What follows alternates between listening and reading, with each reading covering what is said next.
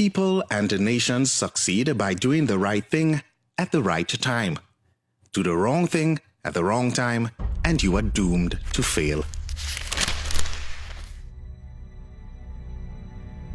The time is right for Trinidad and Tobago to move away from its confrontational, damaging, and wasteful industrial relations culture. More than that, the time is critical. If we don't fix this now, we will fall into an irreversible decline, especially as we can no longer count on easy money flowing out of our oil and gas fields. Without changing our mindsets, Trinidad and Tobago risks becoming its #1 idler, consumed by bizarre labor rhetoric and steep drops in productivity. Back in the day, labor leaders like Uriah Butler fought for workers' rights in very different circumstances of the colonial era. Many pretend that we are still in 1937, whipping up anger and confrontation instead of having a level-headed dialogue, but we must move forward.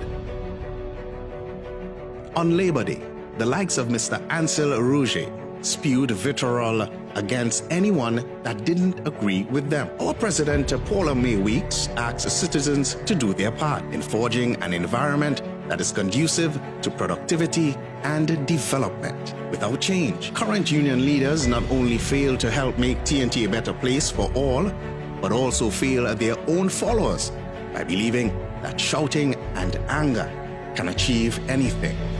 In just over 2 years, as revenue from the energy sector dropped dramatically, this country lost its only steel plant and manufacturing of the Angeline platform to Mexico.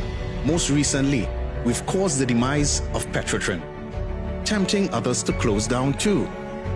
One can blame global circumstances, but a lot can be attributed to TNT's intractable labor relations, outdated labor laws, and an industrial court that's detached from reality. It comes as no surprise that out of 137 countries, Trinidad and Tobago is only beaten by South Africa as the country with the worst level of cooperation in labor-employer relations.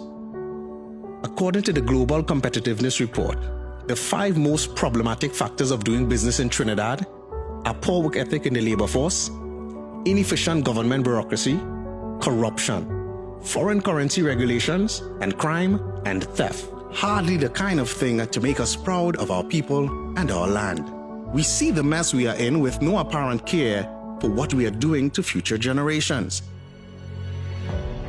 Getting labor relations right can fix many of our ills. As we become more productive, bad and criminal behavior will no longer be accepted. Pay based on performance and quality is a powerful incentive towards a better work ethic. Effective regulation where it is needed helps protect the workforce from real, not made-up threats. Speaking up about these matters raises fear. The bullying tactics of our union leaders are well known, and there's always fear of retribution by the industrial court. But it is time to speak up, and we will. It is right to still have boundless faith in our destiny. Our job now is to turn this faith into actual deeds.